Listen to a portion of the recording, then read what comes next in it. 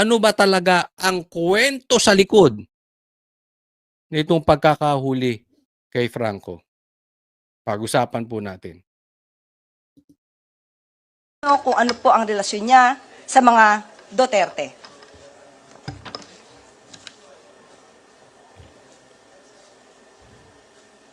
Nandiyan pa nga po si Harry Roque.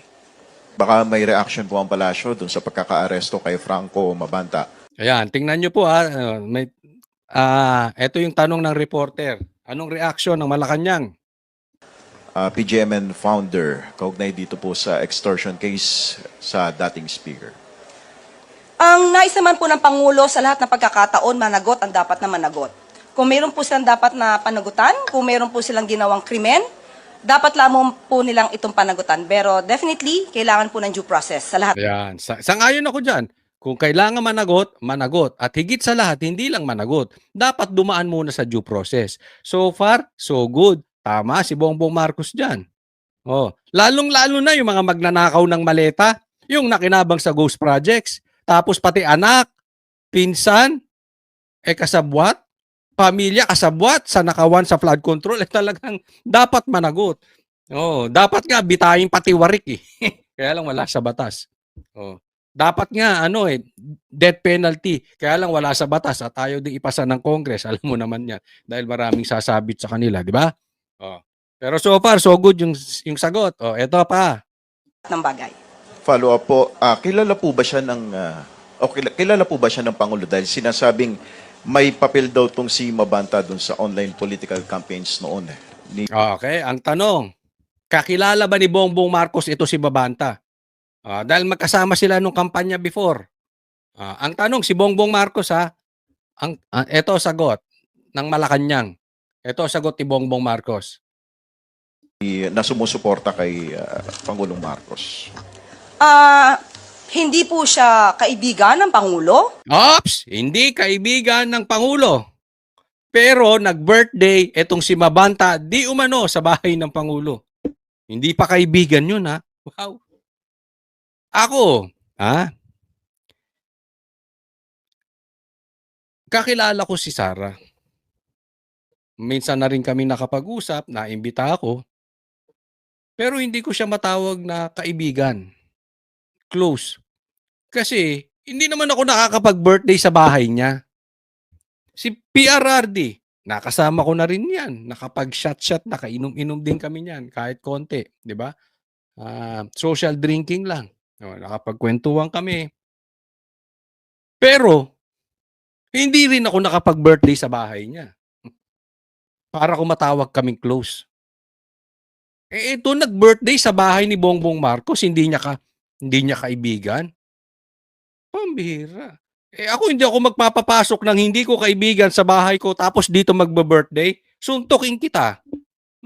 'Di ba papasok ka rito, hindi kita kaibigan, tapos dito ka magbe-birthday. Clearly, niloloko nyo naman yung mga Pilipino. Huwag naman ganyan. Kaya walang naniniwala sa inyo eh. Puro kayo pagsisinungaling. Pero siguro mas nanaisin ko po kung ito po ang inyong itatanong dahil ito po ay mismong pinost ni Franco Mabanta. Baka ito po ang itanong nyo kung ano po ang relasyon niya sa mga Duterte. Ayun. Ready si Ating. Nahuli si Franco Mabanta. So, anong reaksyon ng Malacanang? Kailangan tayong dumistansya. Kasi usaping maleta na naman yan. Basta usaping maleta, distansya tayo. Usap sila. Anong damage control? Ipakita mo yung pictures ni PRRD. Nakasama si Mabanta. Pag may picture, kaibigan na. Papakita ko sa iyo ha. Kung susundan ko yung sinasabi mo kung picture may kaibigan na. Pero alam mo, ang dapat dito nating makita. Dapat ang tanong dito, Claire, anong kulay ng brief ni Baste? Hindi, bakit tayo napunta ron? Hindi kasi parang lahat na lang. Alam niya tungkol sa Duterte. Auntie Claire, ano ang favorite food ni Pulong? Baka gano'n, eh. Saan takot si Baste? Sa ipis o sa salagubang? 'Di ba parang gano'n, eh. Lahat na lang ng bagay Duterte, Duterte, Duterte. 'Di ba? Pangalawa, napaka-defensive po. Alam na ibabato sa kanila 'yan, eh. Kaya siya naman nag-ready. Oh, ito picture, 'di ba? 'Pag tinanong kung kaibigan ni Bongbong, ilagay mo 'yan. Ibalandra mo 'yang picture na 'yan. 'Di po ba katawa-tawa na ang PCO? Hindi na parang intelektuwal ang sagot ng PCO? Parang katawa-tawa na ang presidente natin. Hinahayaan 'to, eh, definitely, ay gusto 'to ng presidente o hindi natin alam baka trip 'to ni Lisa, baka gusto ni Lisa 'to, 'di ba? Hmm.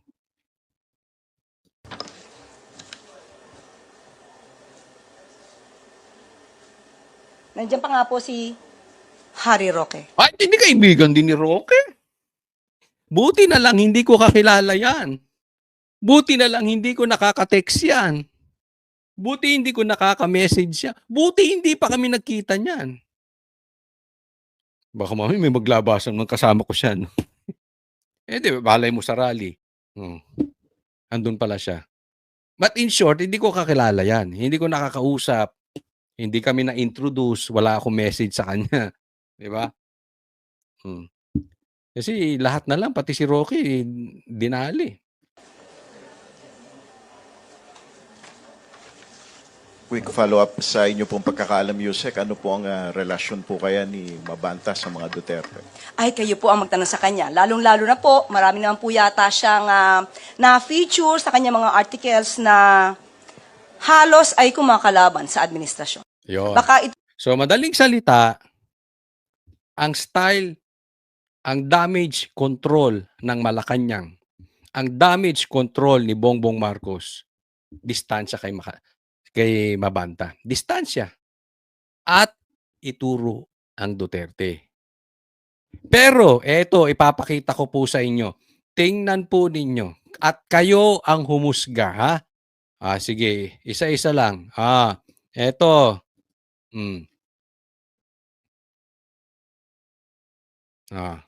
Ayan. Post to. Nakita ko lang 'tong mga pictures, ha? Is with Sandro Marcos. Oy!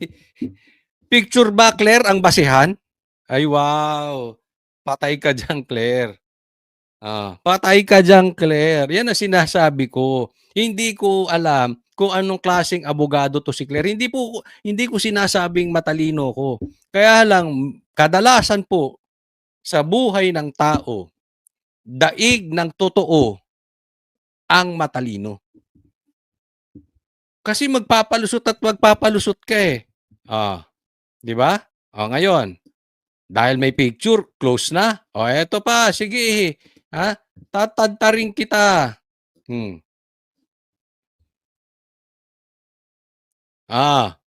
Ayan, si Bongbong at kasama si Enrile. Nako, daming sasabit dito. Anak ng ay nako. Eto pa. Pictures ka mo.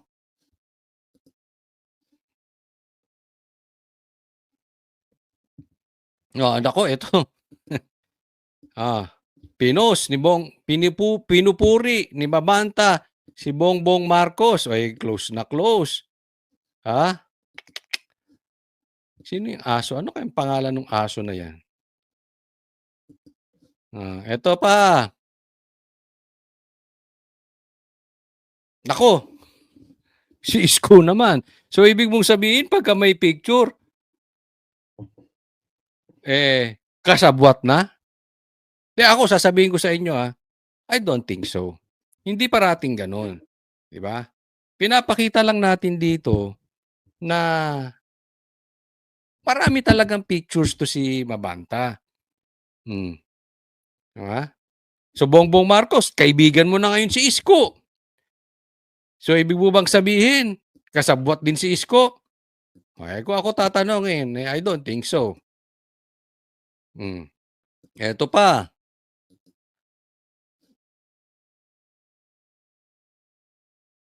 Hmm. Naglalabasan na yan. Ha? Pictures ng mga anak niya. Picture ni Lisa. Oh, kung sino-sino pang picture. Ayan ay nakita ko lang yan, ha? Oh, nakita ko yan sa Political Outlook. Sige, tarin pa natin. Abangan nyo lang, ha?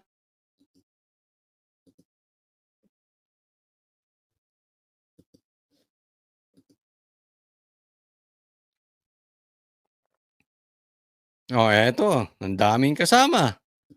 Ha?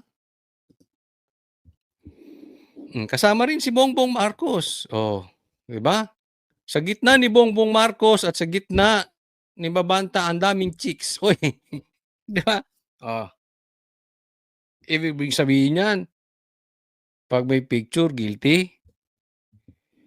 Claire, yung logic mo. Ha? Alam mo, kung ako, magagalit ako. Ako magagalit talaga ako kung ako anak ni Bongbong Marcos. Sandro, niloloko na nila yung tatay mo. Mali po ang diskarte ng mga nakapaligid kay Bongbong Marcos. Mali ang diskarte ng mga nakapaligid sa tatay mo. Oh, eto pa. Hmm. Ayan. Napakita ko na ata 'to. Oh. Franco Mabanta. Oh. In London. Nako. Happy birthday sa'yo, bro, Sandro Marcos. Close. Magkasama sa... ako, hindi kita sasamahan sa London kung hindi kita trip. Tsaka tawag sa'yo, bro. Oh. Ah.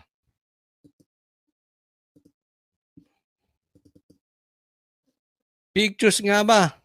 Ang sabi ninyo. Ah. Ito naman, si Pacquiao. Ibig bang sabihin, guilty si Pacquiao? Not necessarily. Hindi sa pinagtatanggol ko itong mga taong to, ha. Pero ang punto rito, huwag niyong i-connect sa Duterte. At hindi porket may picture, guilty na. Ha? Eto, pag-usapan natin, ano nga ba ang dahilan bakit nahuli? Ano ang kwento sa likod niyan? Itong usaping Franco Mabanta, yan ang talagang headline ngayon. No? At talagang breaking news yan at marami pang balitang papasok patungkol dyan. Pero ito ang tanong.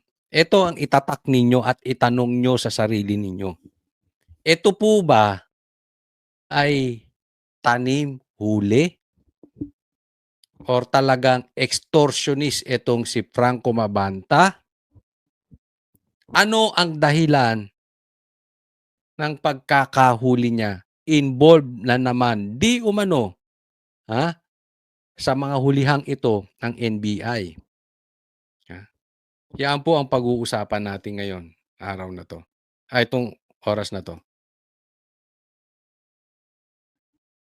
Wait.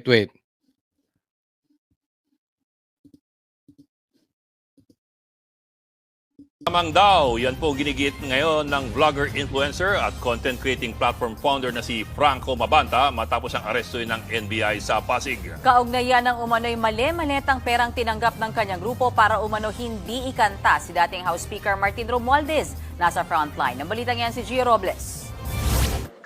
Mali-maletang perang may kabuang halagang 75 million pesos ang nakalatag sa mesang ito. Mali-maletang pera. Okay, tuloy. Ito ang marked money na kunwari ay paunang bayad ng kampo ni dating House Speaker Martin Romualdez sa 5 lalaki na nangikil umano sa kanya. Sa isang exclusive subdivision sa Pasig, nakipagkita kagabi ang grupo sa nagpakilalang tauhan ni Romualdez. Pagkakuha ng marked money, dito na nagpakilala ang kanilang ka-meet up na ahente pala ng NBI.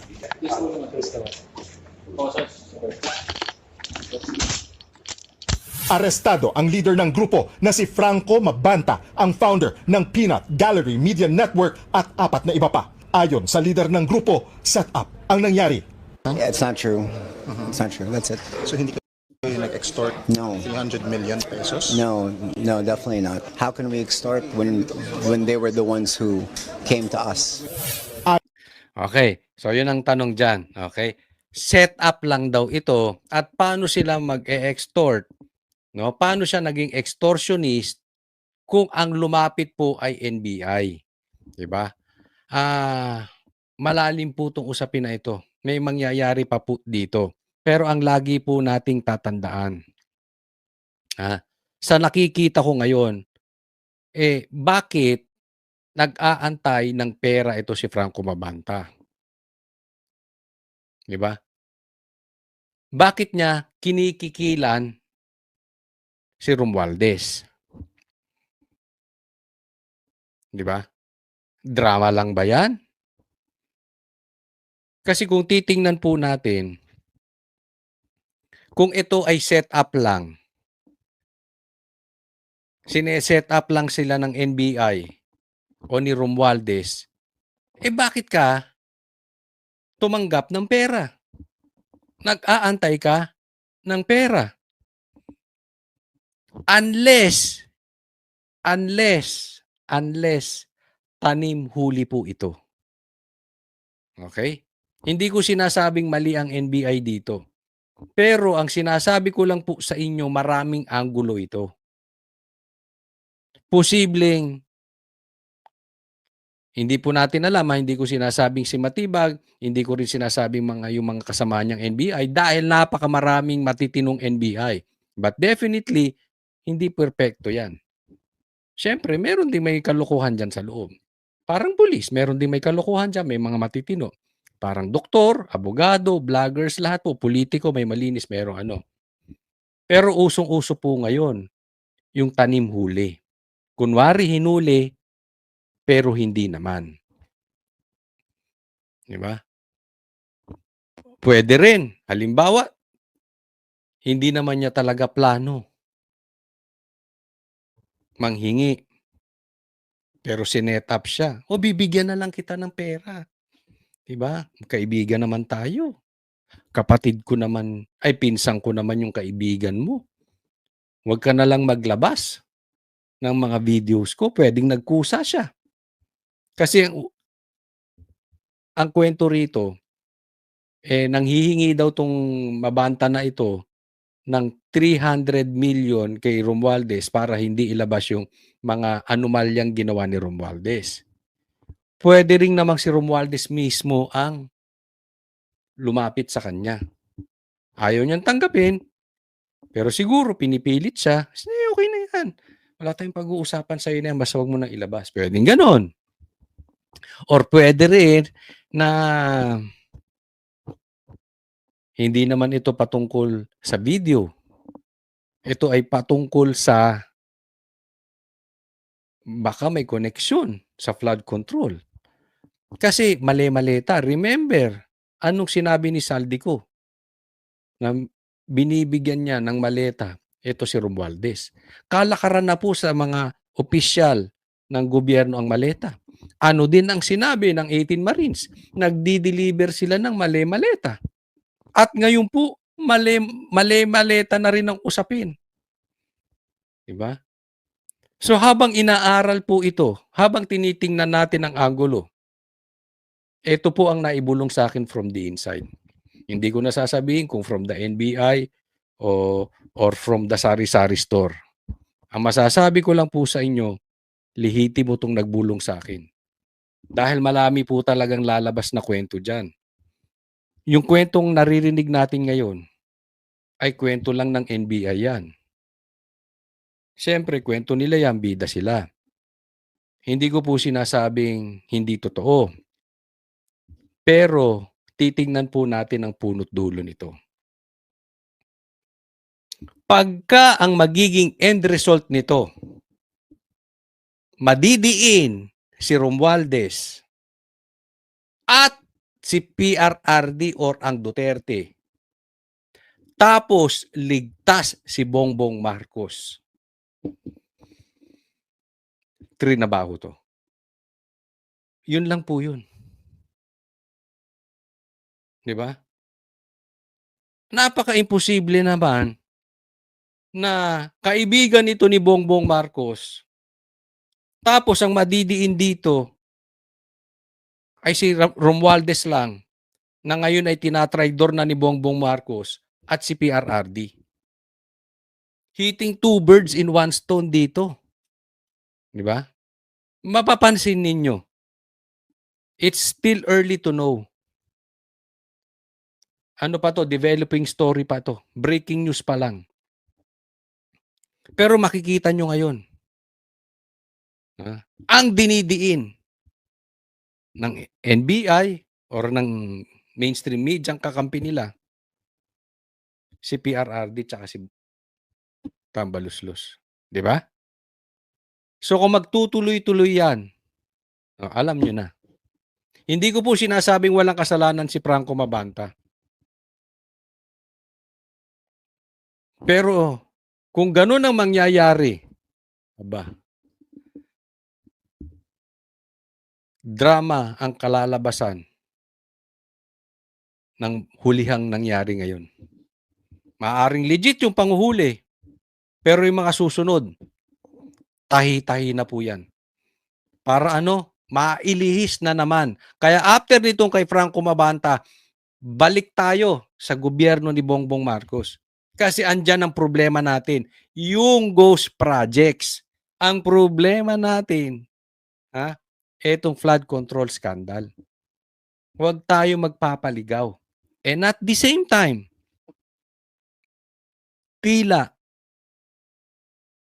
nakakalusot na si Bongbong Marcos sa nangyayari. Kaya huwag po tayong papauto. Ayon sa NBI, nakaraang taon pa umano lumapit sina Mabanta sa kampo ni dating House Speaker. Pero kamakailan lang dumulog sa NBI ang kampo ni Romualdez para magreklamo. Isang taon na yan, pero ngayon lang nagreklamo si Romualdez. Bakit? Well, possibly, sabi niya, I will not go down alone. So siguro, posible din, una niyang dinadamay, etong si Mabanta. Kaya nga, eto challenge ko sa iyo, Franco Mabanta. Kung totoo may video ka patungkol dito kay Romualdez, ilabas mo na. Huwag ka na mag-antay na magdelikado pa ang buhay mo. Ilabas mo na kung concern ka sa taong bayan. At, ikaw naman Romualdez, ituro mo ng lahat. Ituro mo na. Huwag lang yung mga media. Hindi ko pinagtatanggol kung media yan o vlogger yan si Mabanta. Kung talagang nag-extort po siya, kailangan niyang makulong. Reklamo, 350 million pesos umano ang halaga na hinihingi ni Mabanta kay Romualdez kapalit ng hindi paglalabas ng expose kaugnay umano ng katiwalian ng dating House Speaker. Kalaunan, ibinaba umano sa 300 million pesos ang halaga na babayaran umano in cash. Nag-demand sila ng 4 tranches. So yung 4 tranches is consisting of 75 million per tranche. Meron deadline eh. So kung hindi masettle yun, May 5, magre-release sila ng first part 1 ng video. Isa sa ilalim pa ang expose video sa pagsusuri ng NBI Forensic Team. Ang tanong, totoo ba yung perang dala? Yun ang tanong eh. Kasi kung totoo yun, grabe no? Ewan ko kung hindi lang abot ng aking pag-iisip. But ordinarily, ang tao hindi magtatago ng 75 million sa bahay lang. Unless